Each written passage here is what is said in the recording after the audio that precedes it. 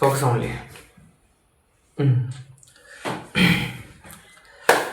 Hi. എനിക്കറിയാം ഇതൊരു AN tech related ചാനലാണെന്ന്. പക്ഷേ എന്തുകൊണ്ട് ഈ ഒരു വീഡിയോ ഈ ചാനൽ എന്ന് വെച്ചാൽ this is an end of N എറ.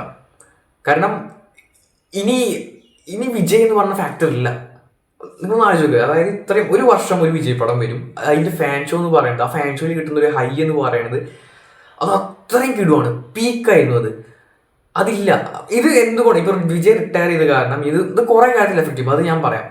ഇനിയിപ്പോൾ ജനനായകൻ്റെ കേസ് വരികയാണെങ്കിൽ ഇതൊരു റിവ്യൂ അങ്ങനെയൊന്നുമല്ല, എൻ്റെ ഒരു ഒപ്പീനിയൻ ആണ്. എനിക്ക് എങ്ങനെ ഉണ്ടായിരുന്നു ഫാൻ ഷോയ്ക്ക് പോയി. ഫാൻ ഷോ എന്ന് പറയുന്നത് ഫസ്റ്റ് പടം CM വിജയ് എന്ന് പറഞ്ഞ title card, that was lit bro. ഇപ്പോൾ അതൊരു റീസൺ ആയിട്ട് വേണമെങ്കിൽ പറയാം. കാരണം അന്ന് പടം റിലീസ് ചെയ്യാത്ത കാരണം ഇന്ന് നമുക്ക് ഇത്രയും ഒരു അടിപൊളി ടൈറ്റിൽ കാർഡ് കിട്ടി. എന്നാൽ നമുക്ക് ലിയോയ്ക്ക് ശേഷം പിന്നെ ഇത്രയും കിടുവായിട്ട്, ലിയോയ്ക്ക് ശേഷം മാസ്റ്റർ, മാസ്റ്ററാണ് ഇതിൻ്റെ ഒറിജിൻ വേണമെങ്കിൽ പറയാം. മാസ്റ്ററിന് ശേഷം വേണമെങ്കിൽ റാങ്ക് ആണെങ്കിൽ ഫസ്റ്റ് ലിയോ, അത് കഴിഞ്ഞ് മാസ്റ്റർ, അത് കഴിഞ്ഞ് ഇപ്പോൾ ഈ CM വിജയ് എന്ന് പറഞ്ഞ title card, which is the best എന്നൊക്കെ വേണമെങ്കിൽ പറയാം.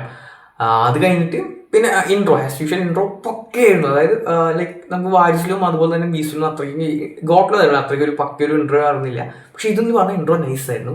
അങ്ങനെയൊക്കെ പോയി പിന്നെ അങ്ങനെ ഓക്കെ മമത ബൈജുവിൻ്റെ ആ ഒരു ഭാഗമോ പിന്നെ അങ്ങനത്തെ പോർഷൻസൊക്കെ ആയിട്ട് അങ്ങനെ പോകുന്നുണ്ട്. പിന്നെ ഇൻട്രോവെല്ല് ദാറ്റ് വാസ് പിന്നെ ഇതിൻ്റെ ഇടയിൽ ഓക്കെ ഇൻട്രോവെല്ലൊരു പോർഷൻ ഉണ്ട് ഇങ്ങനെ, അതെന്താ പറയുക, അങ്ങനെ അത് നിങ്ങൾ എക്സ്പീരിയൻസ് ചെയ്യണം. അത് ഫുൾ സ്ക്രീൻ കട്ടായിട്ട് അത് പക്കയായിരുന്നു. അത് ഞാൻ ഭയങ്കര എക്സൈറ്റഡ് ആണ്. സോ എനിക്കിത് എങ്ങനെ പറഞ്ഞു. പിന്നെ ഓർക്കൊഴിച്ച് എൻ്റെ കുറച്ച് ഇതും കൂടി ഉണ്ട്, കിടുമായിരുന്നു. അതുപോലെ തന്നെ ഇൻട്രോസ് തന്നെ പോസിറ്റീവ് പറയുകയാണെങ്കിൽ എനിക്ക് ടൈറ്റിൽ കാർഡ്, ഇൻട്രോ, അതുപോലെ തന്നെ എനിക്ക് മാസ് എലമെൻറ്റ്സ് ആയ സീക്വൻസ് നൈസായിരുന്നു ഫസ്റ്റ് ഹാഫിലെ. പിന്നെ ഇൻട്രോയിൽ പക്കയായിരുന്നു, പൊക്ക. അതുപോലെ തന്നെ BGMs ഒക്കെ നൈസായിരുന്നു. അത് കഴിഞ്ഞിട്ട് പിന്നെ ഇൻട്രോയിൽ കഴിഞ്ഞിട്ട് ഒരു ഫ്ലാഷ് ബാക്ക് സീക്വൻസ് ഉണ്ട്, ദാറ്റ് ഈസ് മാൻ പീക്ക്. അത്രയും കിടുവരുന്നത് അത് എങ്ങനെ എക്സ്പ്രസ് ചെയ്യണമെന്നറിയില്ല. അത് നിങ്ങൾ കാണണം. If you are A Vijay fan you should take ticket on this. ഇനി ഒരു പടം ഇല്ല എന്ന് പറയുമ്പോൾ ചെറിയൊരു വിഷമമൊക്കെ ഉണ്ട്. പിന്നെ ഇങ്ങനെ പടം പോയി ഒരു സൈഫൈ രീതിക്കൊക്കെ പോയി. പിന്നെ ബാലയുടെ പടമാണ് നമുക്ക് ഏകദേശം അറിയാം. പക്ഷെ എന്തോ പറയുന്നത് അതിന് കുറച്ചൊക്കെ ഡിഫറൻസ് ഉണ്ട്. അത് കാണാം. ഇപ്പം എനിക്കത് അറിയാം. ഞാൻ ഈ പടം കണ്ടുപിടിക്കുമ്പോൾ പാരലായിട്ട് എൻ്റെ മൈൻഡിൽ ബാലയുടെ പടം ഇങ്ങനെ പോയിക്കൊണ്ടിരിക്കുക. അത് പകർന്ന് കേസിൽ ഇങ്ങനെ പോയിക്കൊണ്ടിരിക്കണം. ഓക്കെ ഇങ്ങനെയാണല്ലേ, ഓക്കെ ഇവിടെ എങ്ങനെയായിരുന്നു, ഓക്കെ എന്നിട്ട് അങ്ങനെ പോയിക്കൊണ്ടിരിക്കുകയാണ്. പക്ഷേ വലിയ കുഴപ്പമൊന്നുമില്ല. കണ്ടിരിക്കാൻ പറ്റുമായിരുന്നു. ചില ഭാഗങ്ങളെ കുറിച്ച് ഞാൻ പറഞ്ഞത് ഇത് ലാഗ് ഉണ്ടോ അങ്ങനെ ഒന്നുമല്ല. ഇനി ഒരു ഇതില്ല. പക്ഷെ ഈ ഒരു പടം എന്ന് പറയുന്നത് കിട്ടിയൊരു ഹൈ ഉണ്ട്, അത് വേറെ ലെവലായിരുന്നു. ആ CM വിജയ് ടൈറ്റിൽ കാർഡ് ഇട്ടിട്ട് ഇൻട്രോയിൽ വരാൻ അടിപൊളിയായിരുന്നു. അത് കഴിഞ്ഞിട്ട് ഇൻട്രോയിൽ കഴിഞ്ഞിട്ടുള്ള ഒരു flash back sequence that was lit. അത് കഴിഞ്ഞ് കുറച്ച് മാസ് എലമെന്റ്സ് അങ്ങനെ കേട്ട് പിന്നെ ആ ഒരു സൈഫൈ എലമെന്റ്സ് ഒക്കെ ആയിട്ട് സെക്കൻഡ് ഹാഫ് കുറച്ച് എനിക്ക് ഒരു വലിപ്പിച്ച പോലെ തോന്നി. ആ ഒരു ഞാൻ പറയുന്നില്ല അത് ഇപ്പോൾ അങ്ങനെയൊക്കെ ആയിട്ട്. എന്നിട്ട് അങ്ങനെയൊക്കെ പടം പോയി. പിന്നെ കുറച്ച് പേരെ ക്യാമിയൊക്കെ ആയി. ലാസ്റ്റ് ഒരു പടം കഴിഞ്ഞ് എല്ലാവരും തിയേറ്ററിൽ നിന്ന് ഇറങ്ങി പോകുമ്പോൾ നമ്മുടെ മൈൻഡ് ഇങ്ങനെയായിരുന്നു. അതായത് നോർമലായിട്ട് നമ്മളിങ്ങനെ ഓക്കെ പടം കഴിഞ്ഞു എന്നിട്ട് ഇറങ്ങി പോവാൻ നിൽക്കണം. അതായത് പടം കണ്ടുകൊണ്ട് ഇങ്ങനെ ഇരിക്കുക. അപ്പോൾ പടം ഇങ്ങനെ കണ്ടുകൊണ്ട് പടം ലാസ്റ്റ് കഴിഞ്ഞു. ഓക്കെ കഴിഞ്ഞുകൊണ്ട് നമ്മൾ തിയേറ്ററിൽ ലേറ്റ് വന്നു. ഓക്കെ നമ്മളിങ്ങനെ എല്ലാവരും ഇറങ്ങി തുടങ്ങുമ്പോഴാണ് ആ ഒരു സംഭവം ഉള്ളത്. അതായത് ഒരു താങ്ക്സ് ഗിവിംഗ് എന്നൊക്കെ വേണമെങ്കിൽ പറയാം. ആ ഒരു സെന്റിമെന്റ് ആയിട്ട് ഒരു പാട്ടൊക്കെ വെച്ചിട്ട് ഒയ്യോ ആരോ അങ്ങനെ ഒന്ന് പറഞ്ഞിട്ട് പാട്ട് വെച്ചിട്ട് സംഭവമുണ്ട്. അത് കണ്ടപ്പോൾ തിയേറ്റർ ഫുള്ള് സൈലൻ്റായി. എല്ലാവരും ഇങ്ങനെ ഇരിക്കുക. അതായത് അപ്പോഴാണ് നമുക്ക് റിയലൈസേഷൻ വരുന്നത്. അതായത് ഓക്കെ ദിസ് ഈസ് ലാസ്റ്റ് പടമാണല്ലേ എന്ന്. എൻ്റെ ചാനലിൽ കയറി നോക്കിയാൽ കാണാൻ പറ്റും. അതിൽ ഞാൻ കൊടുത്തിട്ടുണ്ട്. എല്ലാവരും ഇങ്ങനെ കുറേ പേർക്ക് അപ്പോഴാണ് മനസ്സിലായത് ഓക്കെ എല്ലാവരും ആ ഒരു റിയാലിറ്റി അപ്പോഴാണ് മനസ്സിലായത് ഓക്കെ ഇതില്ല, ഇനി അടുത്തൊരു പടം ഇല്ല എന്നുള്ളത്. ദാറ്റ് വാസ് മാൻ ലിറ്ററലി ഇന്നത്തെ ദിവസം എൻ്റെ അടിപൊളിയായിട്ടാണ് സ്റ്റാർട്ട് ചെയ്തിട്ടുള്ളത്. ഇനിയിപ്പോൾ എന്താവെന്ന് അറിയത്തില്ല. ഇനി ബാക്കി കിടുവാണിത് പടം. You should miss this. പിന്നൊരു കേസ് പറയുകയാണെങ്കിൽ ഇതെങ്ങനെ ഞാനിത് എന്തുകൊണ്ട് പറഞ്ഞിട്ടുണ്ടെങ്കിൽ വിജയ് എന്ന് പറഞ്ഞ ഫാക്ടർ ഇപ്പോൾ ചിലർ പറയാം ഓക്കെ വിജയ് എന്ന് പറഞ്ഞ ഫാക്ടർ പോയി കൊണ്ട് എന്തൊക്കെയാണ് വലിയ പ്രശ്നം എന്താ ചോദിക്കുമ്പോൾ ഇത് പ്രശ്നമാണ്. ഇതെന്താ സംഭവിച്ചിട്ടുണ്ടെങ്കിൽ ഇപ്പോൾ കോളിവുഡിൻ്റെ അവസ്ഥ എന്താ വെച്ചിട്ടുണ്ടെങ്കിൽ വിജയ് പോയി. പിന്നെ അജിത്ത് മെയിൻ സൂപ്പർ സ്റ്റാർസ് ആരൊക്കെയാണെന്ന് വെച്ചിട്ടുണ്ടെങ്കിൽ വിജയ്, അജിത്ത്, രജനികാന്ത്, കമലഹാസൻ, അതുപോലെ തന്നെ ധനുഷ്, ശിവകാർത്തികേയൻ ആൻഡ് പ്രദീപ് ബ്രോക്ക് ഇപ്പോൾ എങ്ങനെ പോയാലും ഒരു 50 CR മേലെ പടം പോകും. അപ്പോൾ ഇവരൊക്കെയാണ് മെയിൻ സൂപ്പർ സ്റ്റാർസ്. ഇനിയിപ്പോൾ ഞാനും വിട്ടു പോകേണ്ടെങ്കിൽ ക്ഷമിക്കണം, കമൻറ്റ് ബോക്സിൽ ആഡ് ചെയ്യാം. അപ്പോൾ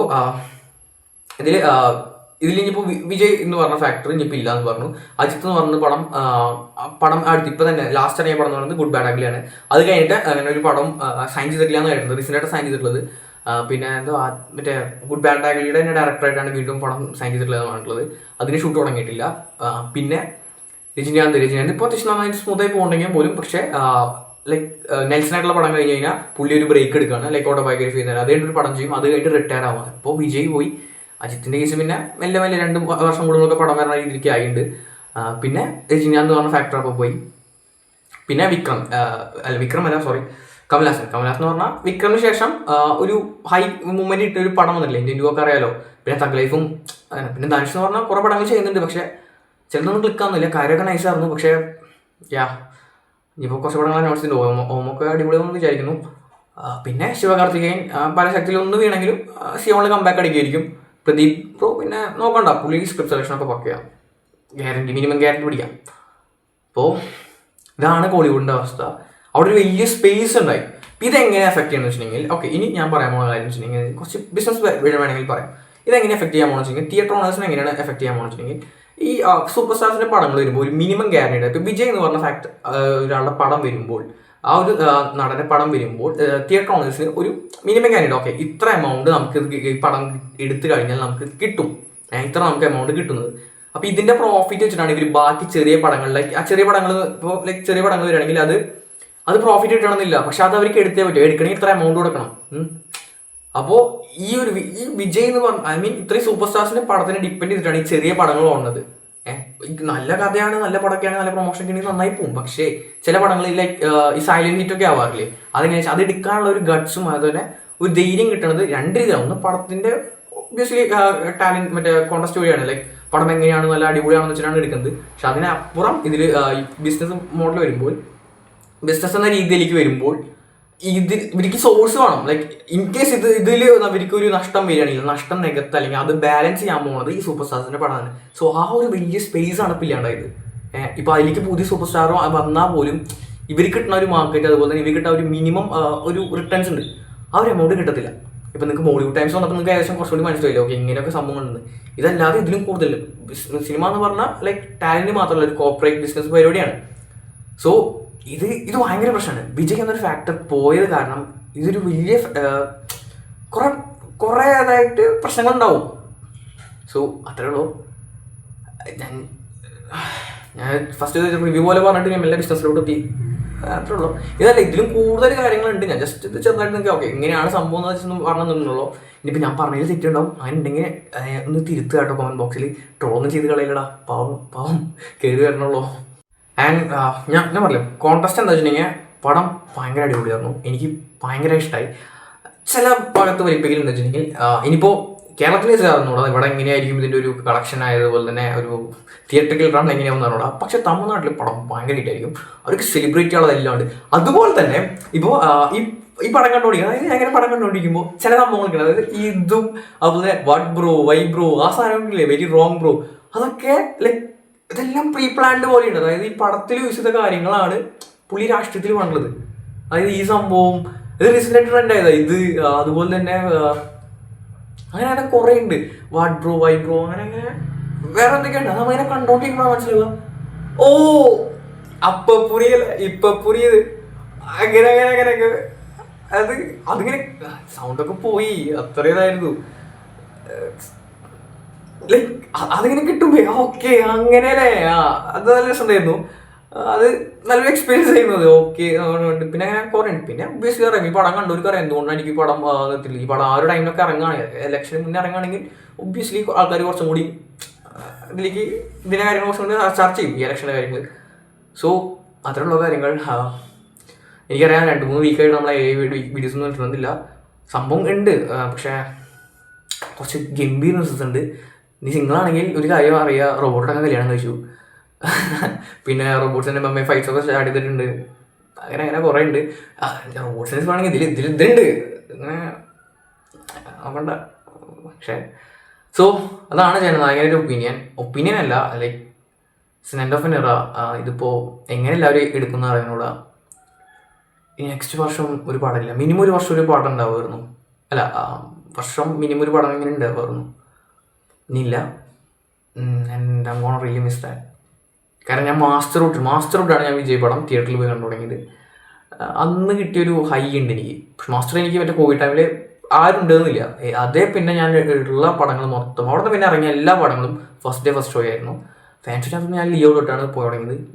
ലിയോയ്ക്ക് എനിക്ക് കിട്ടിയ ഒരു ഫാൻ ഷോയുടെ ഒരു എക്സ്പീരിയൻസ് ഉണ്ട് മാൻ. അത് ഇതെല്ലാം പറ്റിയാണ്. ഞാൻ വേണമെങ്കിൽ ഒരു ലൈക്ക് ഒരു വേണ്ട അത് 10 വ്യൂസുള്ളൂ. കാരണം എന്താ വെച്ചാൽ ആ ഒരു ഫ്ലോ എനിക്ക് ഇഷ്ടമായി. ലൈക്ക് ഫസ്റ്റ് ഇങ്ങനെ പോയി, പിന്നെ ചില ഭാഗങ്ങളൊക്കെ ഭയങ്കര ഷോക്കായിട്ട് പാട്ട് പ്ലേസ് ചെയ്തു. ഞാൻ ഫസ്റ്റ് ചോദിച്ചാൽ പാട്ടിൽ മേ ബി ലാസ്റ്റ് പ്ലേസ് ചെയ്യുമ്പോൾ ചോദിച്ചു. പക്ഷെ ആ പാട്ട് ഫസ്റ്റ് ഇങ്ങനെ പ്ലേസ് ചെയ്തിട്ട് പിന്നെ ഇൻ്റർവെല്ലോട്ട് കയറ്റി തേർഡ് ആക്ടറൊക്കെ ആകുമ്പോഴേക്കും ഭയങ്കര ഷോക്കാണെങ്കിലും ലാസ്റ്റ് ഇവരാൻ പറ്റിയ ഒരു ആ കരയണ ഐ മീൻ ആ ഫെയർവെൽ പരിപാടിയൊക്കെ വെച്ചതൊക്കെ നൈസായിരുന്നു. സോ അത്രേ ഉള്ളൂ.